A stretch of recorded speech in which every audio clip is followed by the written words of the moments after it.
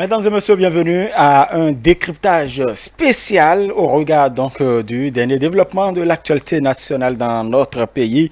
Vous avez suivi aujourd'hui sur nos antennes précisément la proclamation des résultats provisoires comme temps pour la présidentielle. Donc le scrutin du 11 avril dernier. Je reçois pour ce décryptage Agapit Napoléon Maforican, notre consultant politique, expert électoral par ailleurs. Agapit Napoléon Maforican, bonsoir. Bonsoir Romiad, bonsoir aux téléspectateurs fidèles de télé. Tout à fait. La Commission électorale nationale autonome a procédé à la proclamation des résultats provisoires issus du scrutin du 11 avril 2021, 48 heures après. Nous sommes toujours dans le timing. Oui, on a été en retard de 24 heures, mais bon, ça y est, ça va, on tient. Votre lecture globale en attendant? Disons, bon, pour moi, par rapport au travail interne que nous faisons, c'est toujours intéressant de voir que nous restons dans le tempo, que nos correspondants ont fait de très bon travail sur le terrain. Le dimanche soir, nous annoncions un taux de participation d'environ 50%, peu ou prou. Donc là maintenant, c'est un peu plus de 50%. Ça, c'est... Donc nous, on n'a pas déployé 400 personnes, on n'a pas eu les moyens de la plateforme des ESC, mais nous, ETélé, le matinal, on a pu avoir des correspondants qui ont pu faire un travail sérieux, nous permettant donc de rester dans cette fourchette donc de 50%, et donc de dire également que le duo Talon-Talata avait dépassé largement les 50%. On ne pouvait pas aller plus loin pour ne pas, disons... s'arroger les prérogatives de la CELA. S'arroger dans les prérogatives. Quoi qu'en tant que média, on pourrait donner des tendances et dire leur provenance. Parce que c'est le rôle également des médias d'informer. Et en la matière, les médias n'ont pas besoin nécessairement d'une source officielle. Dès qu'ils ont pu avoir l'information, ils peuvent donner. Mais en disant que c'est leur information, il ne peut pas s'appeler. Par contre, parce que les médias contribuent à l'élection. Alors la question c'est pourquoi d'ailleurs le président de la CELA remercie toujours les médias. Oui, parce que les médias, la CELA ce que la CELA fait ne pourrait pas être connu. Les médias, c'est plutôt le courant de transmission entre le pouvoir public et les citoyens. Donc voilà. En tout cas, avant de recueillir vos analyses les plus profondes, Agapit Napoléon Maforican, je voudrais vous inviter avec nos téléspectateurs à suivre cette décision de la Sénat, portant publication des résultats provisoires en ce qui concerne le scrutin du 11 avril 2021, une décision lue par la vice-présidente de la Sénat, Geneviève Boukonagio. Merci, Président.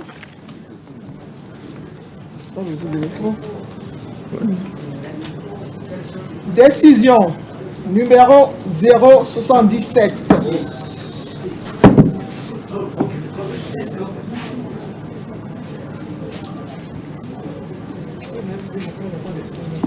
Décision numéro 077 du 13 avril 2021 portant publication des résultats provisoires de l'élection présidentielle du 11 avril 2021. Le président de la Commission électorale nationale autonome décide, article 1er, sous réserve de l'appréciation de la Cour constitutionnelle et des redressements qu'elle pourrait être amenée à effectuer, les résultats provisoires de l'élection présidentielle du 11 avril 2021 sont arrêtés ainsi qu'il suit. Nombre d'électeurs 4 802 303. Nombre de votants 2 409 409. Taux de participation 50,17%. Bulletin nul 111 008. Suffrages valablement exprimés 2 298 401. Suffrages obtenus par les duos de candidats. Duo de candidats Corentin Koé et Irénée Josias Agossa. 53 957 pour le suffrage exprimé. pourcentage 0,235%. Alassane Soumanou et Paul Rumpé, suffrage exprimé 259 612, pourcentage 11,29%. Patrice Athanas Guillaume Talon et Mariam Chabi Talata, suffrage exprimé 1 984 832, pourcentage 86,36%. Article 2. Les suffrages obtenus par les duos de candidats dans les différents arrondissements sont joints en annexe à la présente décision. Article 3. Le duo de candidats Patrice Athanas Guillaume Talon et Mariam Chabi Talata obtient dès le premier tour la majorité absolue des suffrages exprimés.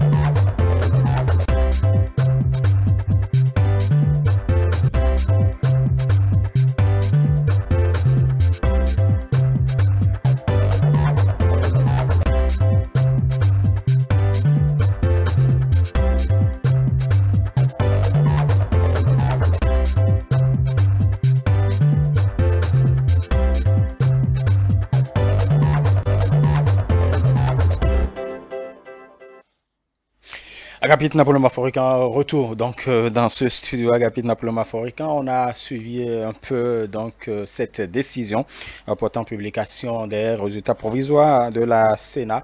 En tout cas, les commissaires ont tenu à rappeler la méthodologie ayant abouti justement au calcul donc du taux de participation, surtout donc cette réexamination ou ce réexamen, j'allais dire, donc du nombre d'arrondissements qui n'ont pas pu permettre donc aux citoyens de voter 13 arrondissements, désormais sur 546 arrondissements. Du coup, vous lancez le débat sur le taux de participation. Je vais d'abord commenter le résultat. Tout à l'heure, je parlais un peu du travail interne et que donc nous étions dans le tempo. Mais en réalité, il faut saluer quand même il faut constater que deux duos ont pu dépasser les 10%. Les données que nous avions dimanche n'étaient pas totalement précis dans ce sens, notamment le duo Soumanou et Rumpé. Ça, c'est vraiment la belle surprise. Et ça, c'est l'ancrage du parti FCBE dans le pays. Il faut le noter. Donc, c'est important et c'est un signal, quand on va aborder les perspectives, c'est un signal pour l'UP et le BR. C'est un signal pour les partis de la majorité présidentielle. Les élections législatives, c'est dans moins de 2 ans. C'est en 2023. Donc, il est déjà question que... En fait, il faut compter désormais avec... Il faut compter avec le FCBE, mais il faut compter également avec les démocrates si ce parti veut vraiment jouer dans la cour des grands, veut participer. Mais ça, c'est un autre débat, on va revenir après. Le score présidentiel est tout à fait normal. Il paraît normal, il est aligné, oui, c'était évident. C'était d'autant plus évident que ceux qui sont sortis pour voter sont les courageux. C'est les plus courageux, c'est les plus téméraires, c'est les plus engagés, c'est les plus déterminés pour accompagner le président, notamment. Et les duos qui étaient en lice. Mais quand vous regardez les duos qui étaient en lice, les duos d'opposition, déjà à la tournée présidentielle, dans les 77 communes, vous avez vu l'adhésion populaire à sa politique. Donc, il est évident que les Béninois en voulaient encore.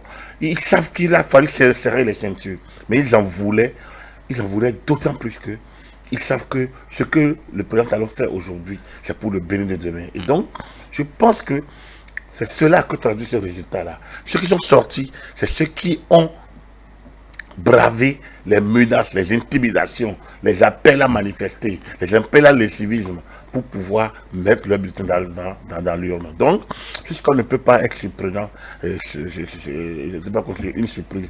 Bien au contraire, je pense que les deux dieux de l'opposition ont fait de l'effort, hein, en dépassant la barre de 10%, parce que clairement, le besoin d'adhésion est très fort. L'opposition a surfé. Une certaine opposition radicale a surfé sur le mécontentement, le peuple n'est pas avec lui. Lorsque le président Talon a demandé que les chefs de Parakou l'aident à se réconcilier avec son grand frère, qu'est-ce que Yahi Boni a répondu? Il a qu'à aller se réconcilier avec le peuple. Mais là maintenant, je pense que c'est un camouflet déjà pour lui de comprendre que le peuple en question est avec son chef, avec Yahi Boni, le président Patrice. Et donc c'est le premier message à déceler. C'est un message important, c'est le premier message et c'est ça. La lecture qu'on doit faire de ce score-là. Ceux qui sont sortis, les 2 400 984 832. Donc un peu moins de 3 millions de Béninois qui sont sortis. Ça, c'est vraiment des citoyens. C'est le peuple. Quand on dit le peuple, voilà le peuple qui est sorti. C'est le peuple béninois.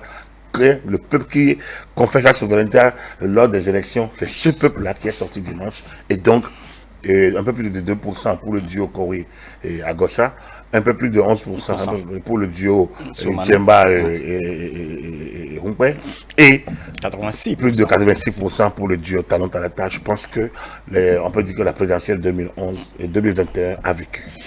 Est-ce que dans la suite, il pourrait y avoir voilà, d'autres surprises, c'est-à-dire la suite avec la Cour constitutionnelle? Non, pas vraiment, parce qu'il y a eu les recours d'hier, les recours du 11 qui ont été traités le 12, tout à fait. Qui ont réglé, je pense, qui ont évacué un certain nombre de questions, de sujets rapidement. Oui, la Sénat a été à l'aise d'extirper les participants, que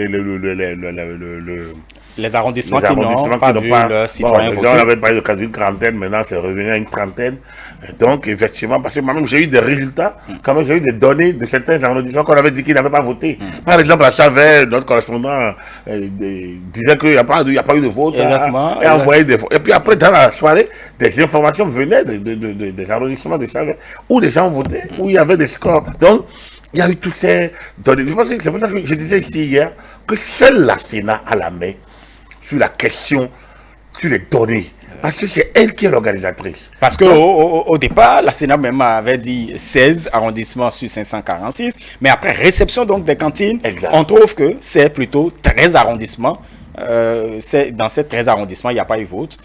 Voilà. Maintenant, dans un arrondissement, il se pourrait qu'il n'y ait pas eu vote dans tous les bureaux de vote. Oui, c'est ça. Donc, mais c'est la Sénat, c'est son travail. La Sénat a des outils pour ça. Non, mais elle est outillée, elle est habilitée. C'est ça, pas ça. Elle est outillée. C'est parce qu'elle est habilitée qu'elle est outillée. L'État lui donne ce pouvoir, cette prérogative de s'en occuper. En lui donnant ce pouvoir, lui donne les moyens de jouer son rôle. Et c'est là qu'il faut qu'on puisse avoir l'occasion d'expliquer que chacun doit rester dans son couloir en la matière. Et lorsque vous quittez votre couloir, vous créez une confusion dans l'opinion publique. Donc, je reviens un peu sur les données qui ne peuvent pas changer vraiment radicalement. À partir du moment où la Cour constitutionnelle a montré le chemin, la Sénat a été à l'aise d'achever le travail. Donc, du coup, s'il n'y a pas d'autres contentieux, la Cour en a vidé 3 ou 4 hier. Donc, le lundi. Donc, je pense qu'il n'y a pas de nouveaux contentieux. La Cour va maintenant statuer sur les irrégularités qu'elle a pu constater par elle-même. Parce que la Cour a déployé, vous l'avez dit. Et fait le redressement. Ça, comme je vous l'ai dit, l'élection présidentielle, c'est son élection. C'est son élection. C'est l'élection dans laquelle la Cour constitutionnelle est maître, est responsable. Ouais, hier, nous faisions un débat sur est-ce que la Cour pouvait annuler. Oui, la Cour peut annuler, mais suspendre. Et elle peut suspendre, mais dans l'absolu. Comme il a dit, elle peut le faire, mais dans l'absolu. Si vraiment des cas... Il y a des preuves. Des preuves, des situations pressantes, des cas de force majeure devraient l'y amener. Elle peut d'autorité en tant qu'organe régulatrice, de fonctionnement régulier des institutions de pouvoir public, des institutions, en tant qu'organe régulateur du de déroulement de la légalité et de la sincérité des élections. Je pense qu'elle pourrait le faire, mais c'est dans l'absolu. Ça, c'est vraiment parce que c'est pas clairement précisé par la Constitution, par la loi organique, par le code électoral. Donc, c'était une digression. Donc, c'est pour dire que la Cour va sans doute ajuster un tout petit peu. On peut monter encore dans les 50%, on peut descendre en dessous de 50%, ça dépend. Donc les chiffres peuvent être recorrigés un peu à la hausse, un peu à la baisse, mais ça ne changera pas fondamentalement grand-chose. Et quand on parle quand même d'une performance de 10% ou au-delà de 10%, on revient sur le duo Soumanou et Gemba, Paul Moukpe. Au-delà de 10%, la chose qui vient en tête, c'est bien la caution à Gavit Napoléon Africain. C'est important, mais non, au-delà de c'est important, c'est que ce duo commence, c'est parti sans dans le paysage médiatique. De plus en plus d'ancrage. Oui, voilà, dans le paysage médiatique national et de sa posture d'opposition, je pense que les FCBE deviennent de droit le chef de file de l'opposition béninoise. Ça, je pense que c'est la... Bon, même si certains avaient douté avec les mairies, lors des communales. Il n'y a pas de même, ils sont les seuls à y participer. Ceux qui doutent ne peuvent pas, vous ne pouvez pas douter de mon statut, c'est moi qui sais ce que je suis. Donc quand je dis je suis de l'opposition, vous dites non, tu es mouvancier, mais ça c'est votre problème. Mais justement, par rapport à cette question, est-ce que les performances ou le score aujourd'hui avec le parti FC, en fait le duo donc du parti FCBE, tout simplement donne, ou c'est un camouflet pour ceux qui pensent que c'est l'autre force de la mouvance présidentielle? Mais vous venez de répondre. Vous venez justement de répondre. Pourquoi les gens de la mouvance présidentielle voteraient pour Djemba s'ils peuvent voter pour Talon, par exemple? Il faut être fou pour faire ça. Il faut être inconséquent, il faut être bizarre pour faire ça. Donc, ouais, c'est ceux qui veulent salir le papier, le processus, salir en tout beau. Ils pensent que c'est eux l'opposition. Ils sont les seuls. Et donc, et quand on dit l'opposition, c'est là où il y a Boni Yahi. Là, si Boni Yahi quitte, c'est fini, il n'y a plus un parti, il n'y a plus d'opposition, il n'y a plus rien. En fait, c'est comme ça. Ils estiment ça. Donc, ils ne considèrent pas ce parti qui est le parti. Bon, est-ce que ce n'est pas parce que de plus en plus, en fait, c'est maintenant qu'on s'habitue à l'opposition constructive, qui tolère un peu, parce qu'on aimait l'opposition radicale. L'expression opposition constructive existe depuis longtemps. Ce n'est pas aujourd'hui qu'on l'entend. Donc du coup, il n'y a pas d'opposition constructive ou destructive normalement. C'est de l'expression de médias. Une opposition est une opposition. Soit vous êtes de la majorité présidentielle, ou parlementaire, soit vous êtes de l'opposition. Dans les régimes de type parlementaire, il faut créer la coalition au pouvoir.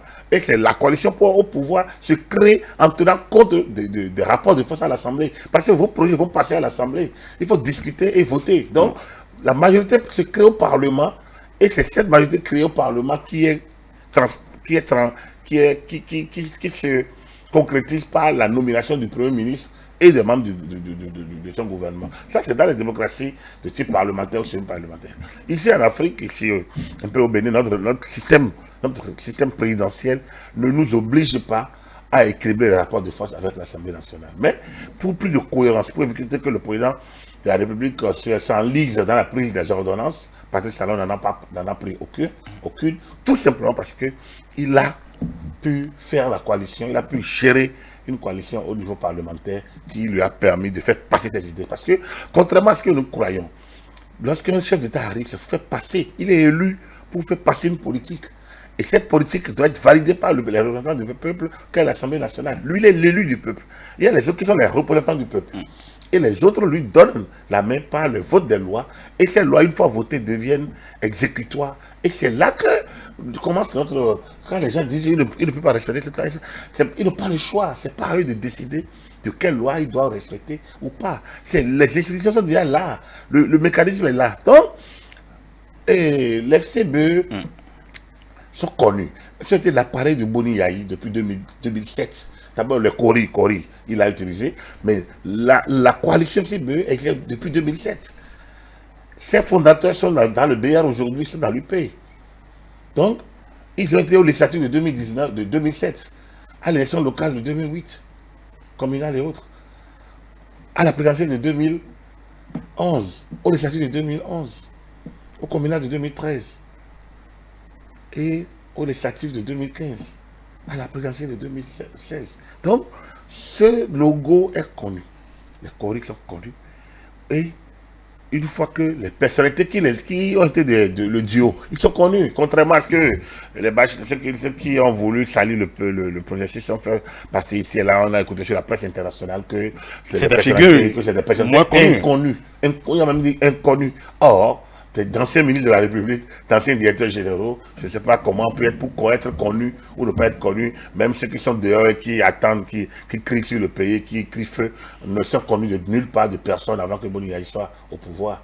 Donc, ne sont connus de personne. Je veux dire de personne avant que Boni n'ait plus le pouvoir. Donc, du coup, il y en a qui n'ont participé à leur première élection qu'une fois les choristes créés. Donc, ils n'ont jamais rêvé d'une activité politique au moment où le président Yahi a dû les appeler aux affaires. Donc, il n'y a pas de connu ou de ne pas être connu. Dans le cas d'espèce, le duo Djemba a montré simplement qu'ils ont un appareil en main. Et je pense qu'il peut encore mieux faire fructifier cet appareil. Est-ce que le duo Corentin Corée-Ironia-Gossa devrait-il regretter quelque chose surtout avec cette performance-là, enfin, avec ce résultat, 2,35%? Comment regretter d'avoir participé à une belle expérience de présidentielle? C'est vrai que nous oublions aujourd'hui les 0,1% qu'on entendait lors des présidentielles, mais le patriarche Bruno Amoussou, le patriarche, je le dis patriarche parce qu'il a plus de 80 ans, il est sur la scène politique depuis 40 ans. Pour ne pas dire 50 ans. C'est un militant de jeunesse, un mouvement de jeunesse, un militant de gauche, un militant de très très jeune, qui a pu passer toutes les étapes du militantisme. Donc, ce patriarche n'a jamais par lui seul dépassé les 4,3 et 4,4% pendant tout le temps qu'il a été candidat. Et pourtant, il constitue un poids au niveau national. C'était pratiquement la 4e force politique. Après Kérékou, Soglo, Mbedi, c'était lui. C'était ça pendant 2011, 2016, 2021. Et 2011, non, 91, 96, 2001, pratiquement. Donc, il a été 2 fois président de l'Assemblée nationale. 2 fois. Non, il a été... 3 fois. Non, pas 3 fois. 3 fois, c'est Mbedi. 3 fois. 3 fois, c'est Mbedi. En tout cas, il a été président de l'Assemblée nationale de 95 à 99, voilà. Il a été président de l'Assemblée nationale de 95 à 99. Donc, quand on est à 2003, c'est Mbedi. Comme de 91 à 95, c'est Mbedi. Après 2003, c'est Djikola Olé. Et à 2007 à 2019, c'était... De 2007 à 2015, Nago, c'était Nago. Et 2015, c'est Mbedi à nouveau. Mbedi 3 fois. Voilà, Nago 2 fois et les autres une fois. Donc bref, Bruno Amoussou, le patriarche, a eu que 4%. Donc quand vous regardez ça, de ce contexte où c'était encore plus fluide, le duo d'aujourd'hui et Kowe à Gossa, on peut... Il y a 6 mois, personne ne les attendait. Il y a 3 mois, on les attendait que, bon, c'était qu'en février que Agossa a dit que lui, fin janvier, qu'il négociait des parrainages. Et le parti a dit non, on n'a rien demandé. Et donc, vous voyez, c'est un duo créé globalement en moins de 3 mois. Ils sont même des démocrates. Il ne faut pas qu'on se leurre, moi je continue de le dire, ils n'ont jamais été renvoyés par là, ils ont été suspendus. Mais je pense que ce n'est pas les démocrates qui leur ont passé les 2%, c'est leur propre travail. C'est les gens qui se reconnaissent dans leur projet de société, dans leur campagne, je veux dire, dans leur campagne. Et Irénia Gossa a quand même suffisamment mouillé. Le plus décevant, c'est Corentin Corée, on l'a très peu vu, mais à chaque fois quand il parle, c'était concret. Mais Irénia Gossa a été présent sur toute l'étendue. Et donc, on aurait pu attendre mieux quand même d'un duo d'étonnement à Capitana. Non, même si discussion étonnée, mais le peuple n'a pas envie de prendre quelqu'un qui est... Le peuple ne veut pas se faire étonner quand il y a déjà quelqu'un qui fait le job. C'est ça, il faut décrypter. Eux, même se disent qu'ils vont étonner et qu'ils ne sont pas attendus. Mais il y a quelqu'un qui est attendu, qui a fait le job, comme je vous ai dit, qui a fait le travail. Et lui, il venait il y a 5 ans, il dit, mais je me suis préparé, je suis prêt pour le job. 5 ans après, les gens voient que le job a été très bien fait. Alors, comment vous voulez aller à l'abordage quand vous avez déjà... Il y a l'adage, c'est très populaire, on cherche une équipe qui gagne. N'est-ce pas? Donc, il n'y a pas de vent favorable à celui qui sait où il va. Il y a quelqu'un qui connaît le job, qui l'a si bien fait, malgré tant d'adversité, et qu'il a démontré toutes ses capacités, toute sa générosité par rapport aux affaires nationales, toute sa témérité parfois face aux défis, sa force de caractère. Et les autres, on s'en doute à en revendre. Mais eux, eux disent qu'ils sont de l'étonnement. Donc ceux qui disent qu'ils sont de l'étonnement, je pense qu'ils ont emballé ceux qui veulent être étonnés, effectivement.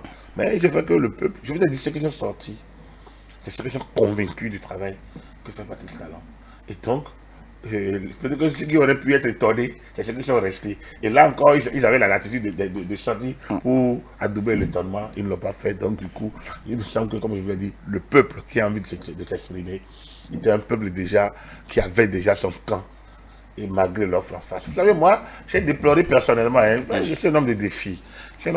J'ai déploré personnellement que les Haïvos n'aient pas pu se battre pour avoir leur parrainage. Parce qu'ils auraient été battus à la régulière.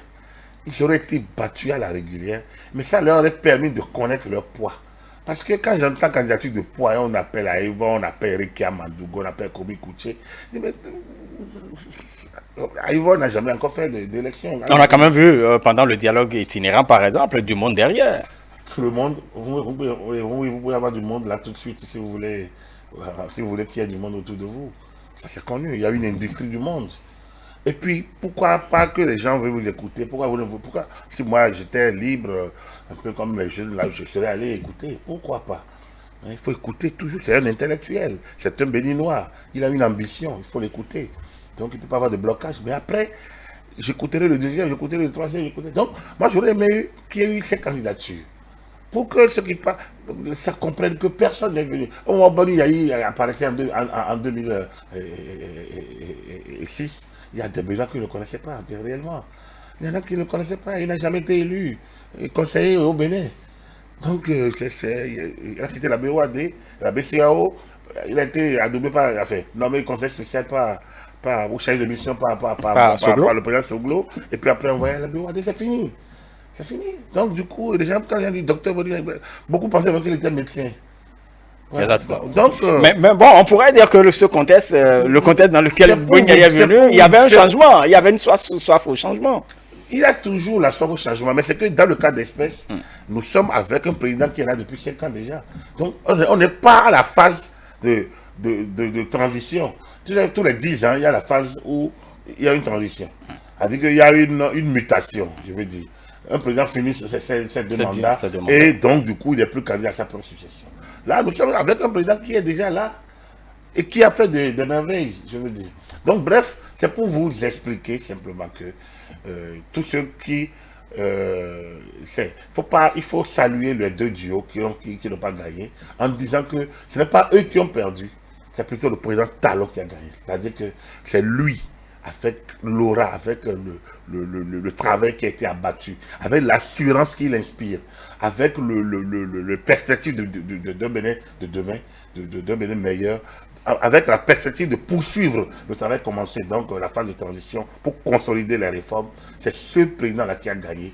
Les autres n'ont pas du tout à rougir, comme on peut le dire. Ils doivent être satisfaits 1%, 2%, 11%. Enfin, ils doivent être satisfaits d'avoir participé dignement. Et surtout d'avoir relevé le défi. Parce que dans la situation où on était, si eux ne vont pas à l'abordage, on allait quand même retrouver le président Talon seul. Donc on allait rentrer dans le jeu de chantage de ceux qui voulaient torpiller le processus et montrer que c'est un processus, que c'est la mouvance contre la mouvance. Je pense que ça, ils ont montré, ils ont mouillé le maillot. Je pense qu'on se doit de les féliciter. Et comme je l'ai dit, ce n'est pas eux qui ont perdu, c'est plutôt le président Talon qui a gagné. Très bien. Deuxième chaos dans l'histoire du Bénin, Agapit Nampaloma Forican, le matinat titré, un chaos assuré. Et voilà, deuxième chaos quand même dans l'histoire du Bénin. Oui, je pense que nos populations commencent à comprendre également que Il faut finir avec le premier tour. Tant qu'on peut aller rapidement, autant y aller. C'est pas qu'au Bénin. Depuis que le Bénin a innové avec ce mode d'élection où il faut finir le job rapidement, pratiquement la plupart des élections qui sont succédées en Afrique, on est allé rarement au second tour. Je pense que il faut l'analyser. Il faut l'analyser du point de vue qualité de participation aux élections et de ne pas voir est-ce que ce n'est pas la meilleure élection au premier tour. Parce que moi je trouve toujours que le second tour ne reflète pas la vraie volonté du peuple. Un peuple, on t'offre des candidats, tu sors, tu votes pour celui qui te veut. Alors au second tour, quand il y a le second, le troisième, le premier, le deuxième, on y voit, le vote devient un vote par défaut. Parce que si moi j'ai voté pour le quatrième, qui ne gagne pas, bon, alors c'est le quatrième, c'est mon choix. Bon, je peux attendre l'orientation du quatrième. Le quatrième pourrait me dire, bon, il faut voter pour telle personne. Même si ce sont deux jumeaux, ils ne peuvent pas être les mêmes, ils ne peuvent jamais être les mêmes. Donc malgré son orientation, ce n'est plus mon candidat. Je ne vote pas, là je voterai, c'est une candidature par défaut. Si c'est dans le cadre des accords de gouvernement, ça se comprend. Dans les grandes démocraties occidentales, ça fonctionne comme ça. Dans le cadre des accords de gouvernement, un parti qui a 2% ou 5% s'allie avec un parti qui a 48%, 47%, et ils font une coalition de gouvernement. Là, d'accord, je peux comprendre, c'est dans le cadre d'un jeu d'intérêt politique où je peux être appelé à assumer des responsabilités, parce que militer, c'est travailler pour assumer des responsabilités. Donc, dans ces conditions, mais dans les conditions dans lesquelles nous sommes au Bénin, il n'y a pas de coalition de gouvernement. On a dit que le chef de l'État, vous soutenez le premier ou le second, et puis bon, vous signez peut-être un accord, mais après il avise, puisque le jeu ne joue pas au niveau du Parlement. Il a dit que, comme je vous ai dit, la majorité, coïncider les deux majorités n'a pas d'enjeu particulier que d'éviter les crises et d'éviter qu'on recourt aux ordonnances. Très bien. Agapit Nabloma-Forican, on a les résultats, même si c'est provisoire, on a parlé de la suite. Est-ce que véritablement on pourrait espérer que maintenant les polémiques sont terminées, focus sur les perspectives? Vous évoquiez le taux de participation tantôt, avant qu'au moment où on abordait le contenu. Et je vous dis que vous parliez de... Tout à fait. Les 50,17% de taux de participation, effectivement. Vous aviez justement annoncé que cela avoisinait donc les 50%. Bon, d'aucuns avait douté justement de la participation, une certaine participation relative donc de la population. Voilà, des électeurs j'allais dire, voilà que nous sommes à 50,17% avec la méthodologie justement de la Sénat en ce qui concerne ce calcul. En fait, le calcul de taux de participation n'est pas celle de la Sénat, ce n'est pas celui de la Sénat, c'est pas une méthodologie de la Sénat. La Sénat a appliqué la méthodologie en matière de calcul du taux de participation. C'est-à-dire quand vous prenez le personnel, le nombre de personnes inscrites sur la liste électorale. C'est ça d'abord, ça c'est la première matière d'une élection, c'est le corps électoral. Et donc c'est la liste électorale, c'est vraiment le premier acte majeur de l'organisation des élections après la convocation du corps électoral. C'est d'abord de s'assurer qu'il y ait une liste électorale. Donc la liste électorale, c'est le nom de toutes les personnes inscrites sur la liste électorale et qui sont en mesure d'aller voter. Donc ça c'est le premier élément. Le deuxième élément, c'est maintenant ceux qui sont sortis effectivement pour aller voter. Alors, entre ceux qui sont inscrits et ceux qui sont sortis, il y a un gap entre ceux qui sont sortis et ceux qui sont allés voter. Entre ceux qui sont inscrits sur la liste électorale et ceux qui sont allés réellement voter. Exprimer leur suffrage. Il y a, voilà, ceux qui sont allés voter, c'est ceux qui sont sortis pour aller exprimer leur suffrage. Et l'expression des suffrages se manifeste en trois parties. Le oui, le non ou l'abstention. Le blanc, le vote blanc, le vote blanc. Le bulletin. Le vote blanc, voilà, le bulletin nul. Le oui, le non, le bulletin blanc. L'abstention, c'est ceux qui ne sont pas sortis. Donc, le taux de participation se calcule tout simplement par ceux qui sont sortis. Après, c'est au niveau des suffrages régulièrement exprimés qu'on enlève qu'on sort les bulletins nuls. Donc, aujourd'hui, les 50,17% sont calculés comment? On a extrait, on a pris le taux, la liste laissée par le COSLEPI. Oui. On a extrait les 504 000 évalués par l'INSAE et dont la Cour constitutionnelle avait demandé la prise en compte. On les a extirpés. On a extirpé ceux qui n'ont pas pu voter dans les 13 arrondissements. Le nombre d'inscrits dans les 13 arrondissements, on les a extirpés. Ça a permis d'avoir un nombre d'inscrits virtuels sur la liste électorale qui est de 4 984 830. Voilà. Donc, voilà le corps électoral appelé à voter, à élire le président de la République. 4 millions. Donc, contrairement à 5 504 000 au départ, c'est 4 904 000 finalement. Et bien, parmi les 4 904 000, combien sont sortis? 2 millions et 3 2 millions. Un peu moins de 3 millions. 3 millions. 2 904 000. Donc, on fait le ratio 4 millions 904 000, 2 millions 904 000, et ça vous donne un taux de 50. C'est ce taux-là qui est le taux de participation. En tout cas, le président a tenu à expliquer. Voilà le processus. Et là, c'est comme ça ça fonctionne. Donc, si vous ne... Quand vous ne prenez pas en compte les votes dans un arrondissement et vous prenez en compte les inscrits, vous perturbez totalement le taux de participation. Et c'est ça qui s'est passé avec la plateforme des ESC qui n'ayant pas toutes les données, ne devait pas se fourvoyer à viser sur le taux de participation. Si elle veut le faire, elle aurait dû dire clairement que c'est un échantillonnage. Et ça prend en compte tel pourcentage donc et puis pourquoi se donner une telle peine quand il y a eu une organisation nationale en charge de la question qui peut le faire. Donc ça a été une grosse erreur et une bourde, une faute, hein, un manquement. Donc globalement c'est un peu ça, mais bon, j'espère que nos textes vont essayer donc d'être plus précis en la matière, parce que comme je le dis, l'organisation des élections dont lui a beaucoup trop d'acteurs. Il y a trop d'acteurs qui viennent, observation, séminaires, formation, des trucs. Mais c'est ça, c'est qui participe qui contribue à la vitalité, à la vivacité. Non, ça participe à rien, ça participe à la cacophonie, ça participe à rendre l'atmosphère pesante. Il faut laisser les acteurs. Maintenant, chacun peut prendre des initiatives privées, comme je le dis. Le code électoral dit tous ceux qui sont acteurs en la matière. Chacun n'a qu'à prendre son rôle, les autres doivent s'occuper d'autres choses. Ouais, on n'est pas dit que tout le monde doit s'occuper de la même matière comme les élections. Donc, moi, je trouve qu'il y a trop d'intervenants dans les élections. Trop d'intervenants. Tout le monde veut intervenir dans les élections. Non.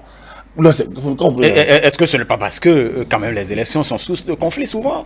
Non, au contraire, c'est ces multiples interventions qui créent les conflits. Parce que, par exemple, quand vous voyez la plateforme des ESC donner ces chiffres-là, et la Sénat donne aujourd'hui, on va dire, j'ai lu sur un réseau, voilà, qui croit entre la Sénat et la plateforme des ESC, par exemple. Mais comment on peut mettre la plateforme et la Sénat ensemble, ou en face? C'est pas les mêmes composantes, c'est pas les mêmes pouvoirs, c'est pas les mêmes moyens. C'est un trouble, la société civile comme un contre-pouvoir. Non, il n'y a pas de contre-pouvoir à l'organisation des élections. Il y a un processus. Vous avez les candidats savent qu'ils doivent rester là jusqu'au bout, dans chaque bureau de vote. Donc, c'est pas le travail il n'y a pas à avoir contre-pouvoir. C'est un travail régalien de l'État d'organiser les élections et il n'y a pas de contre-pouvoir à y mettre. C'est parce que nous avons laissé faire ces choses-là. Dans quel pays, dans quelle démocratie occidentale vous voyez intervenir des observateurs qui viennent et qui font conférence pour dire oui, c'est bon, c'est pas bon? Dans quel pays vous voyez des gens qui font table de situation, tout ça là? Moi, c'est en Afrique. Je pense qu'il faut qu'on finisse avec ces choses-là. Parce que ça veut dire que nous ne sommes pas encore matures. Il y a quelque chose qui est passé inaperçu. Le ministre des Affaires étrangères l'a dit, mais on n'a pas trop insisté là-dessus. Le gouvernement béninois a organisé les élections avec nos propres ressources. Il n'a pas demandé la participation extérieure. Mais ces OSC-là ont eu l'argent extérieur pour faire ça. Alors, la question est de savoir, alors, qui répond à quel agenda? Qui répond à quel desiderata? Je pense qu'il faut qu'on puisse comprendre, qu'on puisse maîtriser ces choses-là. L'organisation des élections est un rôle régalien de l'État. Et c'est un moment sensible parce que c'est la dévolution du pouvoir. C'est ce qui permet à habiliter des gens, des Béninois, pour prendre des positions leur permettant de commander, de diriger, d'ordonner. Et donc, et aux autres de respecter, d'être soumis. Donc l'élection, c'est l'habilitation qu'on demande au peuple à donner des ordres, à diriger, à commander et à faire soumettre les autres dans le cadre du contrat républicain. Donc, en la matière, il faut que les acteurs soient connus par la Constitution, par les lois organiques et par le code électoral. Donc, il ne faut pas qu'il y ait d'autres acteurs qui viennent perturber. Ils peuvent travailler dans l'ombre, comme je l'ai dit, et puis après saisir les instances habilitées pour pouvoir faire passer leur... Ça ne me dérange pas. Mais il ne faut pas qu'ils interviennent en cacophonie dans le processus. Je pense que c'est des failles que nous devons corriger. Il faut laisser aux acteurs en charge des choses de jouer leur rôle. Et donc, ça c'est important. C'est l'un des... Je pense qu'il faut garder ça comme une leçon majeure de ces élections. Regardez, il y a 2 ans, comme je l'ai répété tantôt, on a annoncé 2 décès. Et la mission de l'Union africaine a repris ça. Mais après, on s'est rendu compte que ce n'était pas vrai. Alors donc, il faut éviter ces genres de situations. Par exemple, 2 décès, la presse internationale a repris ça. Et après, ils ne reviennent plus en arrière pour corriger, nécessairement. Alors donc, là également, on a donné des trucs, on a parlé de bourrage d'urnes. On n'a même pas fait d'enquête alors que les gens circulent des fausses images, des images montées, et justement, par rapport... les images fabriquées par eux-mêmes. Ces choses existent. Et heureusement, le gouvernement est intervenu aujourd'hui et qui a confirmé moi mes doutes parce que quand on l'a dit, les gens ont manipulé nos propres images et ils l'ont utilisé sur les réseaux sociaux comme des gens qui ont pris qui ont envahi le bureau de vote de Banikwara. Voilà un peu la situation Et justement, le président de la Sénat a d'ailleurs dit que la Sénat reste ouverte à toute personne qui pourrait donc apporter des preuves de ce qu'il y a eu fraude, et le gouvernement aussi, les membres du gouvernement, justement, des enquêtes pourraient être ouvertes pour quand même décourager ces genres d'agissement. Je pense que bon, la Sénat a fait son travail. Ce qui n'est pas elle qui est ouverte, c'est plutôt la Cour constitutionnelle qui a qualifié, qui a habilité à recevoir ces genres de plaintes. Donc bon, le président de la Sénat, il a fait un très bon boulot, ça il faut le saluer. Et il a rappelé d'ailleurs qu'ils sont à la fin de leur mandat. Ils ont passé 7 bonnes années, cette année accomplie, cette année merveilleuse à mon avis. La Sénat était à la hauteur. C'était quand même pas facile. Elle était à la hauteur de l'espérance. On a entendu beaucoup de choses. Je pense qu'on devrait se lever, les applaudir, comme on le dit, le stand ovation, on devrait les applaudir pendant longtemps, pendant de très bons moments, parce que ils ont pu être à la hauteur des élections de 2015, 2016, 2019, 2020, 2021, dans des conditions difficiles. Et oui, mais ils ont été à la hauteur, ils ont gardé leur impassibilité, ils ont leur fermeté, ils se sont accrochés aux lois, quelques erreurs de communication, mais vite corrigées, et une équipe franchement technique au point. Ça, c'est une complémentarité président-vice-président. Je pense que tout a été très bien au niveau de cet organe. C'était une digression. Oui, mais ce que vous attendiez, Agapit Napoléon Africain, puisque nous parlerons donc des perspectives dans un court instant, mais ce que vous aviez toujours voulu, c'est bien l'utilisation des experts électoraux. Vous êtes resté quand même sur votre soif pendant un long moment. Oui, la Sénat n'est pas législateur. Ouais, la Sénat n'est pas législateur, donc je suis toujours sur ma faim, sur ma soif. Nous avons été formés pour être utilisés, et experts électoraux. C'est l'université d'Abomey-Calavi, c'est la chaire UNESCO, c'est normal. Beaucoup sont à la Sénat, beaucoup, dont notre vice-présidente, dont la vice-présidente. On est de la première promotion. Donc, et autour d'elle, il y a plein de personnes qui sont de cette promotion-là. Et d'autres d'ailleurs qui ont été utilisés à l'extérieur du pays aussi. Voilà, donc oui, ils sont là, mais c'est le travail, les experts électoraux sont formés, c'est des administrateurs en management des élections, ils sont formés pour ça, et normalement ils doivent passer avant d'autres corps de métier qui eux sont formés pour leur métier. C'est quand la loi met d'abord des corps de métier devant et met les administrateurs électoraux après que je ne trouve pas. Par exemple, moi, le nombre d'administrateurs électoraux qui existent, ils devraient tous être des coordonnateurs d'arrondissement, tout au moins. Tout au moins, dès qu'ils postulent, mais bon, tous n'ont pas été pris. Mais bon, je ne voulais pas ce soir rentrer dans ça là, parce que ce soir n'est pas la soirée des administrateurs électoraux, c'est la soirée donc des candidats, des 3 duos, il ne faut pas qu'on puisse, et de cette Sénat qui est en fin de mandat, effectivement, mais qui mérite des lauriers. Ça, en tout cas, vous avez applaudi. Il faut tout. Quand c'est bon, il faut dire que c'est bon. Et puis bon, quand c'est pas bien, il faut dire également. On n'a pas vocation à donner des leçons à quiconque. Mais bon, comme je dis, moi je suis un homme de liberté, je suis maître de mes pensées, de mes opinions, et donc je me donne ça parce que c'est mon devoir. J'ai quelques petites expériences que je partage, et donc quand on dit c'est bon, ce n'est pas sur état d'âme, et quand on dit c'est mauvais, ce n'est pas non plus sur état d'âme, c'est un peu ce que nous avons analysé au regard de plusieurs expériences que nous avons cumulées. Très bien. Agapit Napoléon Mafoy, quand on parlera maintenant des perspectives, vous savez, il y a eu beaucoup d'appels aux assises nationales, au dialogue. Le chef de l'État s'est prononcé, d'ailleurs, le 11 avril, justement. Est-ce que, après et vous aussi, vous aviez souhaité qu'après, il pourrait avoir une possibilité donc, de dialogue après la présidentielle? Oui, on ne peut pas faire de dialogue en plein. On peut pas arrêter un match et aller négocier et revenir continuer à jouer le match. Hein? Les gens, comme je vous l'ai dit, j'ai évacué cette question de VAR électoral lors des élections communales. C'était pas bien pensé de la part des députés. Mais bon, ils n'ont commis aucune faute en le faisant non plus. À l'époque, il fallait régler peut-être ce problème. Et techniquement, ils ont voulu le faire. Alors, mais ils n'ont pas arrêté le match en réalité. Le match était déjà joué. Il s'agissait maintenant de partager les points. Il s'agissait de partager les points. Il y avait quelques difficultés. Et puis donc, ils se sont retrouvés. Alors, les appels au dialogue. Mais quand la loi est claire, il faut d'abord qu'on les applique. On ne peut pas tout le temps aller aux assises. On ne peut pas tout le temps. Et ce qui me fait rire, c'est que ceux qui réclament à dire les assises sont ceux qui n'ont pas voulu les faire il y a 10 ans. J'étais là. Je vous ai raconté l'histoire. On peut changer d'avis. Non, je ne peux pas changer d'avis comme ça. Quand vous étiez là, les autres l'ont réclamé. Vous avez dit non. Vous avez même dit oui d'abord pour avoir leur soutien pour aller aux élections. Et une fois vous finissez les élections, vous mettez fin aux préparatifs qui étaient déjà prêts. Les gens étaient invités, les billets étaient émis, les logistiques étaient... Et vous coupez court sous l'aide de tout le monde sans explication. C'est ça qui s'est passé en avril-mai 2011. Alors, c'est subitement les mêmes réclamations. Le chef de l'État, après les législatives, a parlé du dialogue politique, a dit qu'il le ferait, a convoqué, a mis en place le dispositif, a reçu les gens, a dit... Mais combien de personnes sont allées? On a taxé ceux qui sont allés des forces pilotes de la majorité des amis de Patrice Talon. Alors, donc, les mêmes personnes qui ont refusé d'aller au dialogue politique disent maintenant il fait l'assise. Quelle assise? Pour faire quoi? Mais c'est les lois de la République sont votées régulièrement. Si on veut à la genèse, vous voyez, autour d'un abat palabre, on devait faire asseoir tout le monde, hein, l'agora, et dire bon, au fait, d'où vient votre problème? Puis jusqu'en septembre 2018, il y avait une harmonie.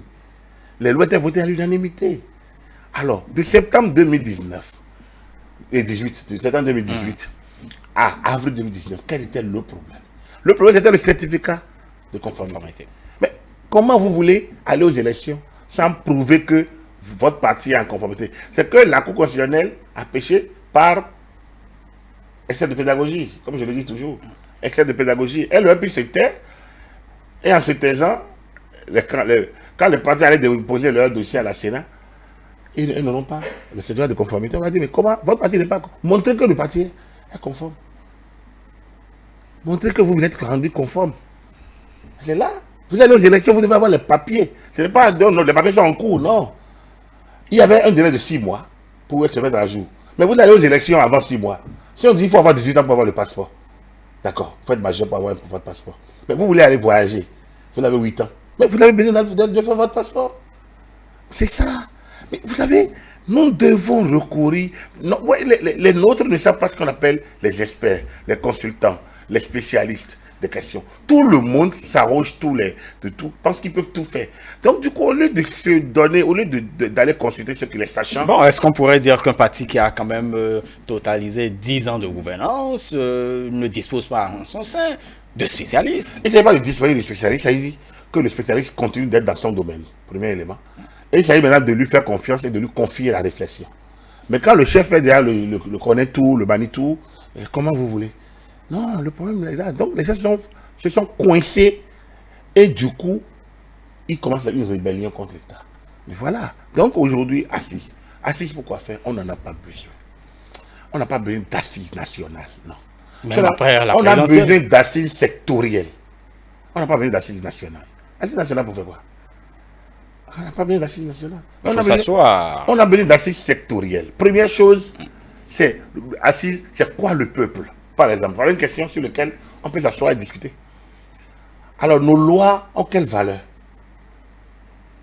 À quel seuil? Est-ce que notre constitution doit dire maintenant que désormais les lois sont votées peut-être aux 30% des députés et ce n'est plus seulement la majorité simple là, ou absolue, ou autre? Bref, mais à partir du moment où le jeu est tracé dans la constitution, dans les lois, les gens disent que j'ai entendu pendant la campagne un dieu pour dire que nous ne sommes pas, que la loi ne peut pas être la loi et que le gouvernement de la loi ou bien comment ça. Mais c'est justement ça. C'est la loi, c'est la dictature de la loi. C'est pas le peuple qui est au-dessus de la loi. Le peuple, la loi s'impose aux représentants de la société parce que le peuple l'a décidé ainsi. Quand on dit que est-ce que la loi est au-dessus du peuple?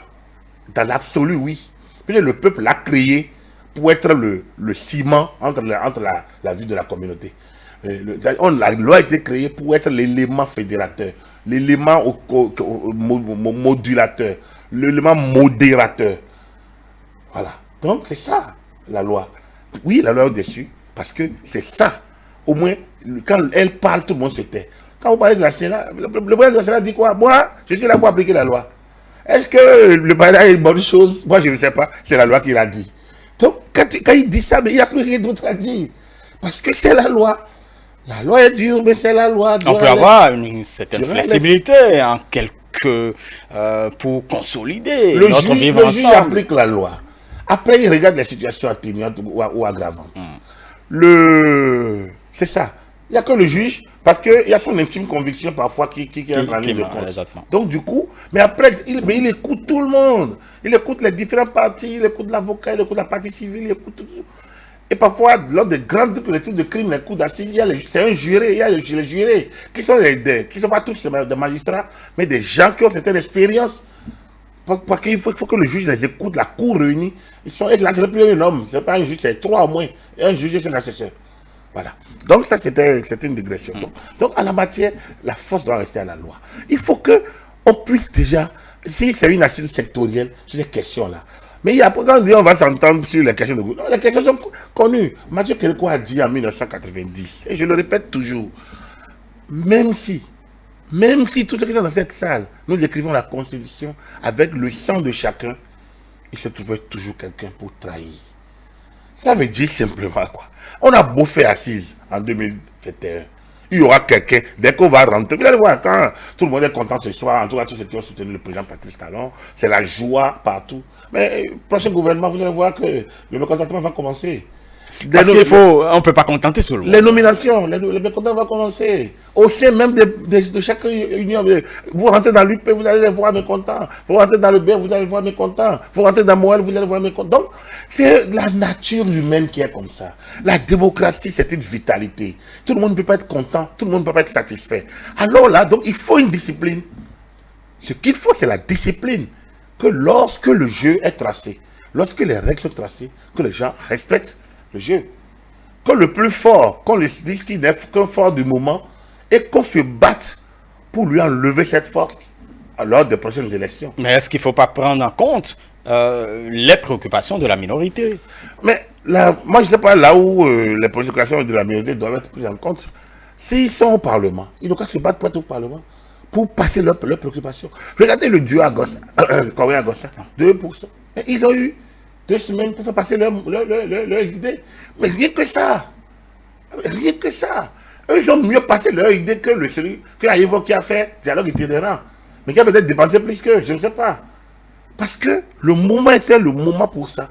Donc, il faudrait que, pour faire passer son idée, son idéal, ses idéaux, il faut être là où il faut être. Et donc, pour y être, il faut respecter les textes pour y aller. Ce n'est pas en défiant. Regardez. Si on va aux assises nationales, qu'est-ce qui va se passer? On va pas les ressusciter. Bon, chacun exprime ses préoccupations. Les édifices brûlés, qui va les reconstruire? Les gens tués, les blessés, les militaires blessés, les parents, les policiers tués ici et là, et les civils. Qui répond d'eux? Ceux qui sont restés dehors pour payer les drogués, et on va dire, bon voilà, si on ferme amnistie, terminé. C'est là la question. Moi, je veux bien. Si des sachants, des trucs, tout ça là, ils disent oui, c'est ça, on verra bien. Mais moi, ça fait 30 ans que j'observe la vie politique en adulte. Sinon, près de 45 ans. Que je l'observe, bon, de 40 ans. 40 ans. Mais est-ce que... Je constate, il se fait que il faut qu'on passe maintenant aux actes. Ouais, quand on inculpe le président Chirac en tant que maire de Paris alors qu'il est président de la République, la France est surprise, mais pas confuse. Quand le président Sarkozy est condamné à une peine de prison, la France est surprise, peut-être, mais pas confuse. Mais on ne parle pas de paix menacée. On ne demande pas qu'on brûle. Par contre, quand les terroristes prennent d'assaut la ville, tout le monde est unanime. On peut les tuer. On ne demande pas qu'on les tue. Le plan Vigipirate montre à des grands données. Les gens sont armés, hyper armés. Vous laissez votre bagage, vous ne pouvez pas aller pisser un coup, vous devez traîner, sinon on bousille. Mais c'est ça. Parce que la sécurité publique a plus de valeur que les trucs individuels. Et lorsque la situation devient confuse, l'État a le devoir d'assurer la sécurité du plus grand nombre. Alors donc les questions individuelles disparaissent. On ne les sacre pas non plus, on y veille. Donc l'État réduit le nombre de cases possibles. Mais la priorité, c'est pour la communauté. Donc, il faut que cette question soit réglée. Vous voyez, donc, je pense qu'il y a des questions sectorielles qu'il faut régler, mais il ne faut pas donner du blanc ou de la main directement à ceux qui ont appelé à la rébellion, à la révolte contre l'État, à la casse. Vous avez écouté une ancienne ministre dire que oui, je suis en contact avec les chasseurs, il faut qu'ils continuent, il faut qu'on les soutienne. Vous avez entendu ça? Après, on va dire, bon voilà, au nom de la paix, on fait... Mais demain, ils vont reprendre les mêmes choses. Comme il y a 2 ans, on a fait. Donc, il faut être ouvert. Un père est capable de pouvoir encore permettre à ses enfants égarés de revenir. Nous sommes en République. Il faut que les règles soient préservées. Il faut qu'on en arrive. Si les assises vont permettre que désormais on corrige les textes pour que celui qui enfreint, on les sanctionne, on le rend inéligible pendant des années. Moi, je suis preneur. Pour moi, c'est ma vision, en fait, c'est ma lecture. Un nouveau pacte. Mais le pacte sur la base de devoirs et de droits. Le droit d'accord, mais le devoir d'abord. Parce que le droit, nous l'avons déjà acquis en étant de la société. C'est quand chacun fait son devoir que justement les droits sont naturellement concédés. Mais s'il y en a qui réclament des droits et ne savent pas faire leur devoir, il y a un problème. Notre société doit être organisée. Sinon, c'est la loi du talion. Voilà, donc, Robien, oui, je pense que je ne suis pas un faucon, hein, je suis un homme de liberté, je me le dis. Est-ce que Patrice Talon a donné sa réponse en disant que on pense plutôt à penser les plaies, on pense plutôt les plaies que... Moi, je ne suis pas Patrice Talon, je ne suis pas élu, je ne suis pas le gouvernement, je ne suis pas, donc, ça c'est... Le chef de l'État est libre, donc, d'aller à ses desiderata. Le chef de l'État est libre, donc, de faire ce qu'il a envie de faire. C'est lui qui est le père de la nation, c'est lui qui sait, c'est lui. Il est évident, hein, pour faire court, il est évident qu'il doit faire des gestes, ça c'est sûr. Il est évident qu'au niveau des réformes, on doit maintenant, on les a déjà implémentées sur 3 élections. Il est maintenant bon d'évaluer la mise en œuvre des 3 élections par rapport aux réformes et de corriger certains corpus. De toute façon, pour moi, il ne s'agit pas de tout jeter. Pour moi, le parrainage est une très bonne chose. Il faut le garder. Pour moi, les taux de seuil de représentativité, voilà. de 10%. C'est bien des acquis. Maintenant, il faut essayer de voir dans la mise en œuvre comment le parrainage ne veut pas devenir, ou au sein d'un parti, on va dire, de marchandage financier, de négociation, de mercantilisation. Bref, il y a des détails. Bref, peut-être qu'on aura l'occasion de revenir sur ces questions. Mais comme peu ou prou, il faut trouver le bon mécanisme pour s'ouvrir vers... Il me semble quand même d'ailleurs que le chef de l'État, après son vote, il a quand même essayé de régler la question. Justement, il a d'ailleurs, il n'est pas favorable à une assise nationale, on pourrait le dire ici, mais penser les plaies. C'est quoi penser les plaies? Il le sait mieux que quiconque, et il sait mieux que quiconque. Je pense que je valide un peu il sait mieux que quiconque, et il saura peut-être s'ouvrir à toi, dans les jours à venir, nous dire un peu comment il compte faire. Très bien, merci à vous. Agapit Napoléon Maforican, consultant politique à ETL, expert électoral par ailleurs. Merci pour votre disponibilité. Chers amis téléspectateurs, merci toujours de nous suivre sur ETL. Je vous rappelle que à partir de 21h30, vous avez droit donc à un plateau spécial. Donc nos invités seront ici pour pouvoir analyser justement ces résultats proclamés, ces résultats provisoires proclamés par la Commission électorale nationale autonome. Vous restez avec nous. Merci et agréable suite de soirée.